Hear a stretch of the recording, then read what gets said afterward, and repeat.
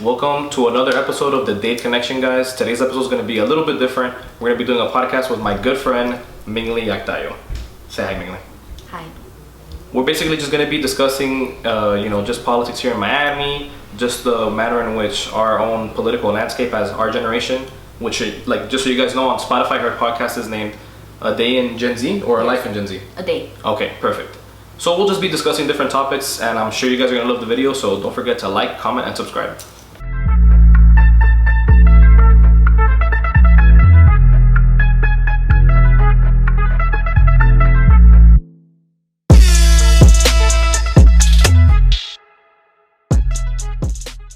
Alright, so let's talk about politics.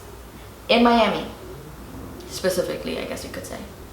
Okay, so basically the first thing that we could talk about right now would be, especially like locally, the most important thing that I would say would be the election of the new mayor in the county, which is Danilo Vincava. So this was like one of the biggest elections and like one of the most historic elections that we've seen in the county for many reasons. Number one, she's the first female mayor, either from the city or from the county in general. Period. So that just shows that the county's progressing, which is important. Second, to just continue with that, she's also the first, really I can say, like very progressive mayor, like more to the left, I would say. She's the most leftist mayor that we've had in the area, which to many is a really good thing. It's including me. I subscribe to those kind of politics, but to many others it's very, very horrible. Yeah, in those perspectives. I actually really like her too. Like, just today, I saw that I think it was Miami Herald or it was one of the news channels that they were talking about her, and that she said that she wants to start implementing like masks, like more. Like a mandate? Or... Yes, because like, especially now considering that we're so close to the vaccine, and I think it's like this month that we're getting it in Jackson Hospital. Yes. So basically from what I've like heard specifically from the vaccines, I've seen that the ones that are first coming out from like the Pfizer one that's like going for approval, which is, it's going to be approved. I mean, in the UK they already approved it, so you know, the other countries are always ahead of us in the US. That's just a fact. They're always ahead of us. But the good thing is that yes, there is the Pfizer vaccine, and with that vaccine, the first that are going to be rolled out are to the healthcare workers and to elderly people, like in retirement homes, stuff like that. So that's really good, because especially here in Miami, it's one of the biggest hotspots for coronavirus in the entire country. At some point in the summer, I think it was like around August, July, it was in the entire world. Yep. So we really need help here. Like, people really don't want to understand the gravity of this virus. You know, people are like, no, why am I gonna put on a mask for no fucking reason, that it doesn't really protect, it's a piece of cloth. And another one that I hate to hear, and it's so stupid, that it has a 99% survival rate. Like, oh, I hate that so much, because it's like you have to take that into perspective of the population. Exactly. So it's like, out of like, I don't know, how many cases are there in the world, roughly? In the world, I think it was, I just know it's millions. I don't know the exact rate. It's like around it was like 8 to 10 million. Right. So then the whole argument is that, it's only like 92 or like 98% that like heal from it. There's only the 2% that actually die. That like out of that 2%, it's like hundred thousands of people that are dying. So it's not just 2%. Exactly. You know, like. Because look, think about it. In the U.S., I think right now we've already reached the 250,000. I think so. We're past. I think we're almost getting to 260,000. And supposedly by the end of the Christmas season, or on Christmas, like the week of Christmas, we're gonna get to like 300 and something deaths, like 300,000 something deaths. Oh my God. In the U.S., the country that, you know, touts itself on being the most advanced medically in every way you can think of, in technology and all that stuff.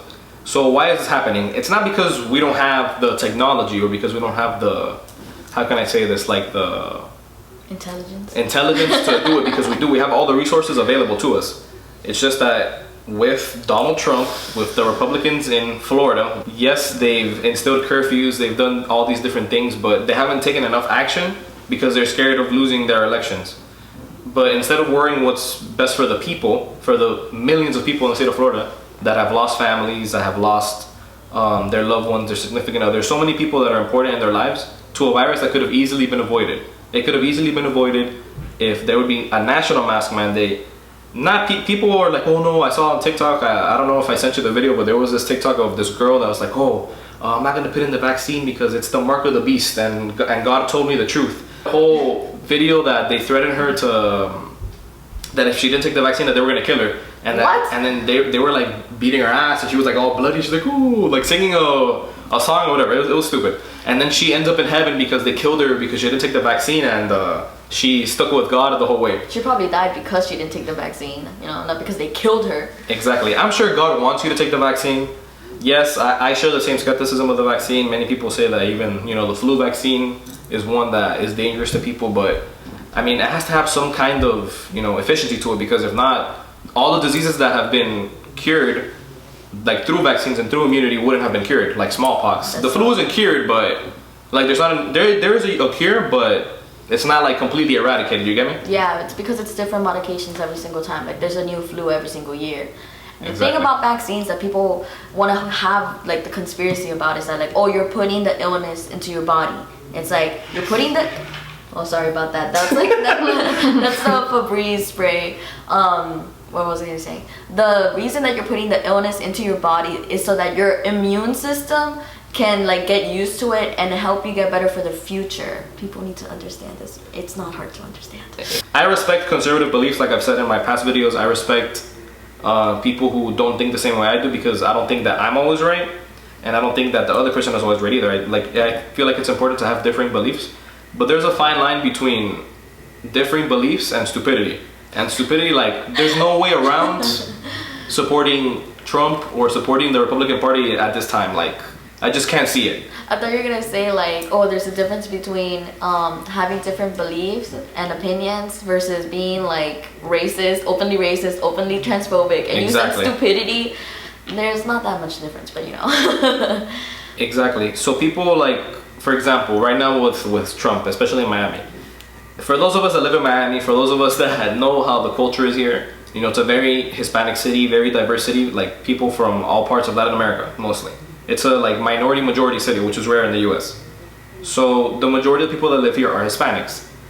In that same minority, the majority of the minority there, to not get you guys confused, are Cubans. People that came from Cuba, or people that have family members that came from Cuba and were born in the US. So these people have very strong conservative beliefs. They usually love Trump.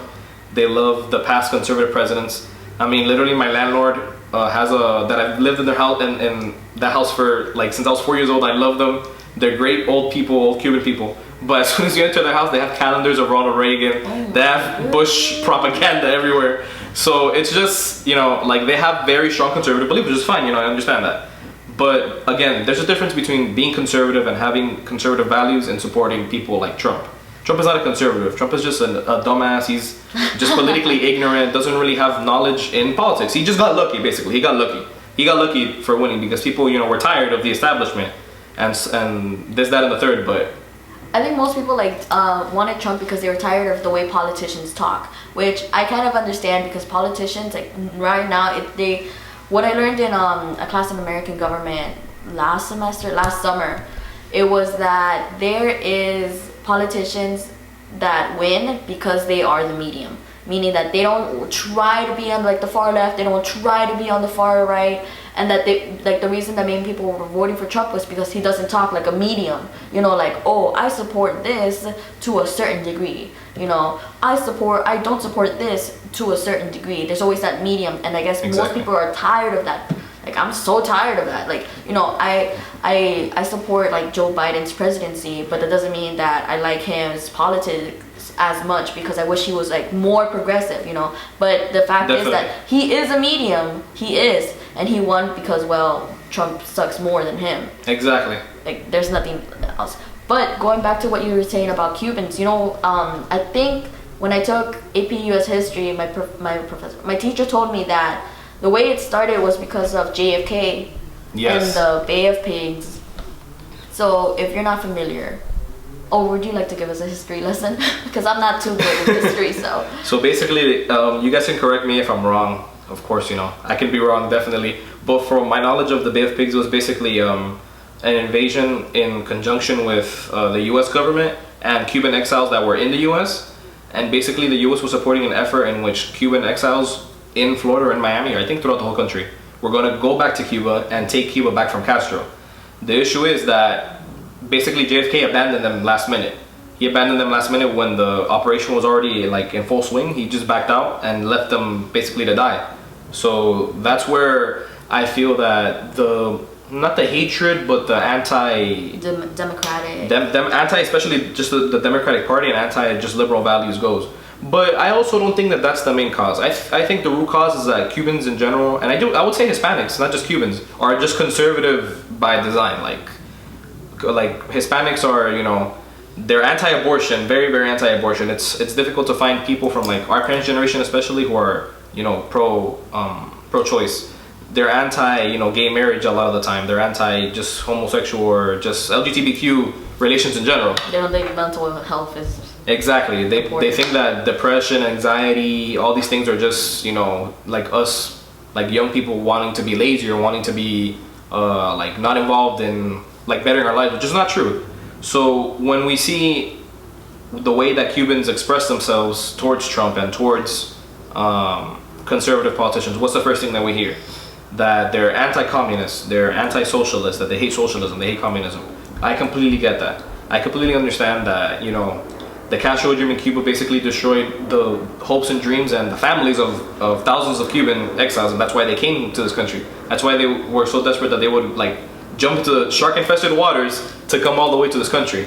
However, that's not a free pass to then arrive here in Miami or just anywhere in the country, I'd say, and then act like you aren't Hispanic, act like you're, for lack of a better word, white. Like, just their proximity to Americanism, to whiteness, makes them sometimes, not all of them, I'm not gonna generalize because I don't like to generalize, but many of them, it gives them the false consciousness that they're also part of white America, which they're not. It's just because we live in a bubble. South Florida. Yes, South Florida in total. But it's more like a weird unicorn-shaped bubble. We're like a square. No, because, well, yeah. Like a long rectangle. Yeah, because of Tampa too, I forgot about that. But cut that part out, and everything else is just racism. Like exactly. The rest of Florida, and then like you keep going to Alabama and Georgia, more racist. But like that square, like it protects them, so they think that they're safe. They haven't experienced like true racism, exactly. True white racism. And that's mostly racism? Yeah. Hispanic racism? Yeah, basically. Like the biggest example I can give of that is how many of them also like see Central Americans, South Americans, even maybe also of other Caribbeans, like people that tend to be more dark skinned or people of color, like Dominicans, Puerto Ricans, and other Cubans themselves. They see them as less than because maybe they're brown or black, which is also not correct. In my own personal experience as a Central American, as a Honduran, they have seen also our people and just the Central American immigrants here in general as not worthy of asylum, as not worthy of the same things that they benefited from.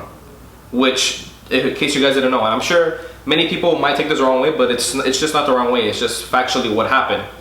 Basically, going back to just like a little history lesson, when the Cuban Adjustment Act was passed in the U.S., and I think it was 1966. That's basically what allowed for so many families from Cuba at the time of that the revolution was happening, that the whole mess was happening in Cuba, that Castro was beginning to take power, that he was getting support from Russia and all these different things. When that occurred, the U.S. granted them asylum. They granted them basically free housing at times, free like food stamps. They granted them all kinds of government assistance that, okay, I completely understand. They deserved it at the time, and they needed it at the time because they were suffering through a crisis, which is completely fine. However, they abused it. They not only that, but they in turn, now that the crisis is like occurring in Central America, in Honduras, in El Salvador, and Guatemala, and still even in Mexico, when they see those people coming, they're like, oh, they don't need a asylum. They live off the government, and they do this, they do that. I don't agree with that. I really don't agree with that, because I feel like if you suffer through those same things, what gives you the right to criticize others and say, oh no, you guys don't deserve asylum, you guys don't deserve this? Like, that's not correct. I just don't see it. Like a problem is a problem regardless of the size, Exactly. Like it infuriates me, because how are you gonna do that? Like me as I'm not gonna out myself yet, but me as someone who like can't get these benefits, it's hard watching other people just abuse it and just not care about like the consequences. They have everything that they're given to, and like I have to work like 3 times as hard just to exactly. get one step forward because of like the position that I'm in. And it's just like, I'm sorry, I'm getting emotional now. I'm ready to fight someone. So I completely understand. It's basically like a spoiled kid syndrome. Like you know, when you give a person, like especially a child, too many things of what they want, they act like they're entitled to them no matter what it is that they do. So I just don't see that as correct.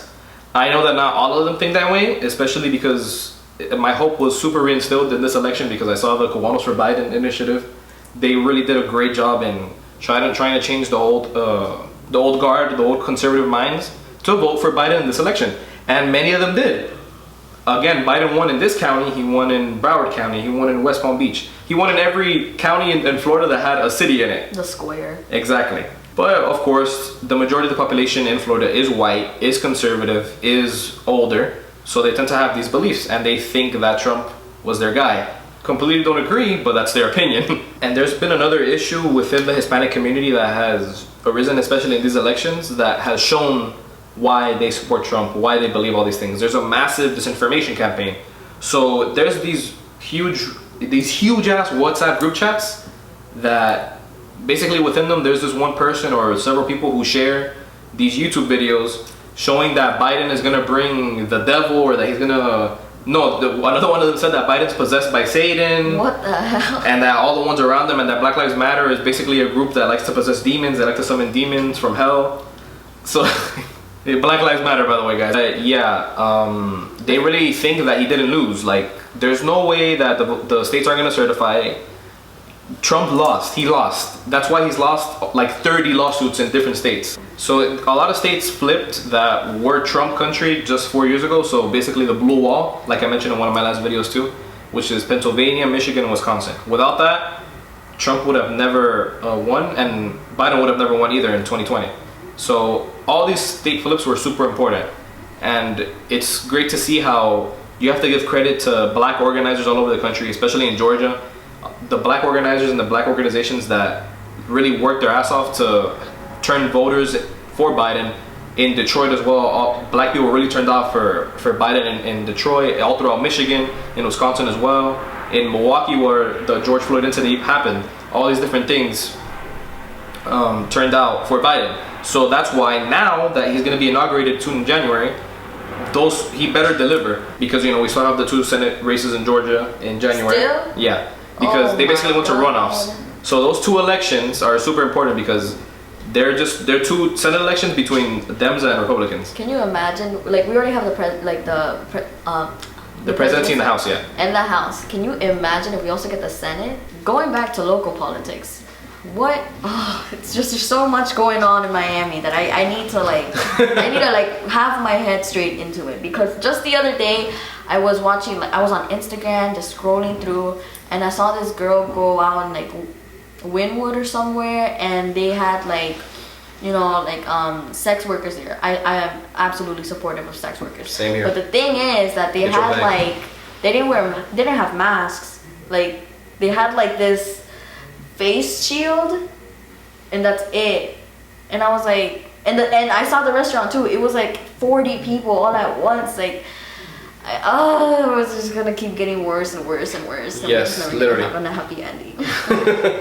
If you drive by Wynwood on a Saturday night or on a Friday night, even on a Sunday night, you're gonna see El Patio with the line outside. If people really want this to end, they need to stay home. Go home. People say, "Oh, we stayed home for months and it's still not gone," or we quarantined for months and we wore masks for months and it's still not gone. Let me live my life. Okay, when you're in a hospital, stuck on a ventilator, that you can breathe, you can only feel like you breathe through a straw. Then I want to see how worth it was to go to one of these Wynwood clubs with your friends, with all your buddies, when you're suffering and your family is suffering as well for you suffering, and maybe not only that, maybe you don't get sick, but you can contaminate your family, your grandparents, elderly people are more at risk, people who have health issues in your family. You have to take all those things into account when you're thinking of the division between, okay, I'm young, I want to live my life, and okay, I have a family, I go home to elderly people, I go home to my mom who has diabetes, I go home to my father who's obese and has different health conditions, or just so many things. There's so many things to worry about that if we would all take part in being conscious and thinking about the disease in the way that it needs to be thought about and the way we need to behave, then this would have ended a long time ago. It gets me so mad because, like, we are Gen Z, and like it's also part of our, it's mostly our fault too, because it's college kids and high school kids that are like, oh, I just graduated high school, I wanna go and party with my friends, you know, oh, I'm a college student, you know, like I wanna live my life, these are the best years that I'm gonna have. Like, you can just party after you're graduating when we're all safe. Like, why do you have to do it now? What's the rush? You know, you're still young when you're 22. Exactly. What's the rush? You're still young even when you're 30, dude. Like, yeah, you know, like age is just a number. Well, okay, wait. I'm not gonna say that actually, because that's she didn't mean it in not that way, not that way. I mean it as a small person dating an older person. Not like that. We do not support that. That is disgusting. We do not support that. What is wrong with people? Going back into it, you shouldn't live your age.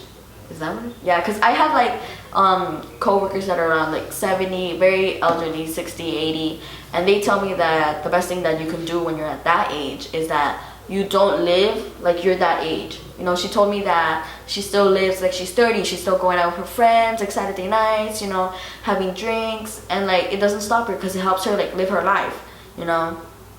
And that like puts it into perspective, because like, you know, you're 22, you're 21, you want to go party with your friends, like maybe have like 5 people over. Exactly. And have, like, there's ways to do it. You know, turn off the lights, buy a strobe light, pretend you're at a disco, I don't know, put some dry ice, like it's foggy and sweaty. That's exactly what clubs are like anyways. What's the difference? Just more people, strangers? You like strangers touching you, sweating you? What? Ugh. Exactly.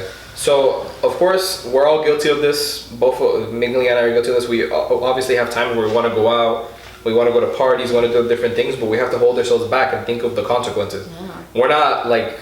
I'm not itching to look. Exactly, and we're also not lame for that either. We're not losers for that either. Like, for example, Ron DeSantis supposedly in one of his edicts, because that's how I'm going to say it, an edict, which is like a fucking whatever. Like in one of his executive orders, he basically gave a college bill of rights or whatever, or a college kid bill of rights, basically saying that the laws were too quote unquote draconian for college kids, that they need to be allowed to party, they need to be allowed to do all these things, while fucking infecting a bunch of other people, while people have to die because they want to party, because they want to go to these clubs in Tallahassee and all these different things. If you see videos of people in FSU right now, or they do not care. They don't care. But this is why Florida is literally, I love it, it's my home state, I was born here, but it's always going to be a shithole if people don't change that mentality. Shutting down, yes, we need to shut down again. I don't care if you guys don't understand this, we need to shut down. Yes, it's going to help if we do it correctly, and if we do it for the right amount of time. If you guys want this to keep going on for 2 years, 3 years, 4 years, 5 years, be my guest, because that's what's going to keep happening if you keep going out. That's true. And you're not going to feel the pain of losing a loved one or of getting sick yourself. And it's not just getting sick yourself. Yes, you can. Yes, you're young. But a lot of people also say, "Oh no, I'm young." You know, even if I get it, I don't care because I'm gonna heal from it. Yes, you might heal from it, but then there's also people that have huge health problems after. Also, there's people that don't get back their smell. They don't get back their taste. Do you really want to never taste a chicken nugget again, whatever it is that you guys want to eat? A chicken nugget. Do you ever not want to taste your favorite food again? Like, these are all things, and it's not to instill fear. It's not fear mongering. It's the truth. It's the reality of things. And the thing is that, like, you know, like the census, it comes before like the flu symptoms as well.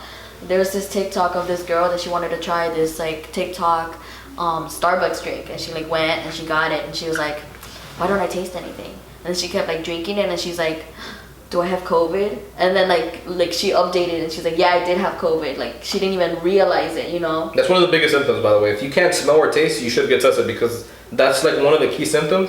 Like let's say you're not stuffy at all, or like you just feel normal but you can't smell or taste, get tested because you might have COVID. Yep.